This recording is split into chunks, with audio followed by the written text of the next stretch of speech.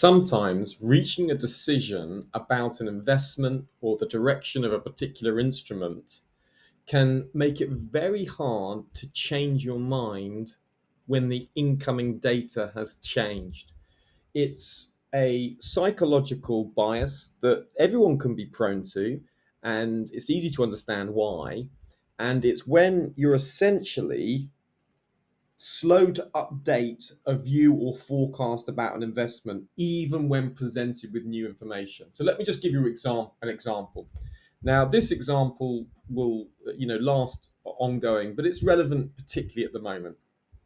In the particular context we're in, we can see that the Bank of England has been revising, short-term interest rate markets have been revising lower expectations for the Bank of England terminal rate. It was over 6% not too long ago. It's now being revised lower, and you can see it's 5.72%.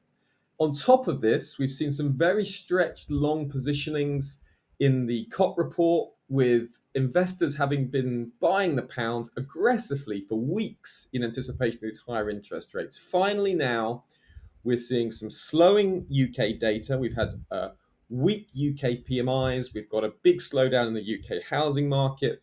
The 2 and 5 year mortgage rates are relatively high, reducing the disposable income of millions of UK homeowners.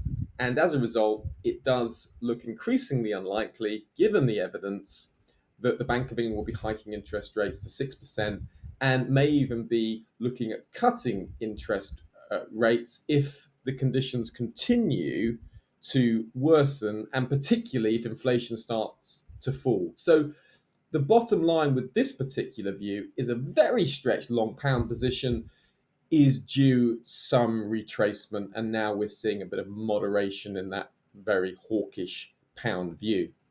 Now, say, for instance, you were short the pound on that view, but then say we start to get some high inflation data coming in, and then there's some strong growth data coming in, and then the mortgage rates are falling and the disposable income is not so badly impacted, and that a number of reports and economists start projecting a more upbeat outlook for the UK, and perhaps the Bank of England is more confident about hiking interest rates. Then in that case, then if you hold on to your previous view without updating it on new information, you'll be guilty of conservatism bias, which is when you just don't update your view. And one of the things with macro trading is you have to update your view. And sometimes, it just has to happen instantly. And here's a recent example when we had the surprise GDP loss for Canada's GDP growth rate suddenly came in at minus 0.2%. As soon as that print was out, one of the first thoughts was, well, I don't think the Bank of Canada will be able to hike interest rates, this week.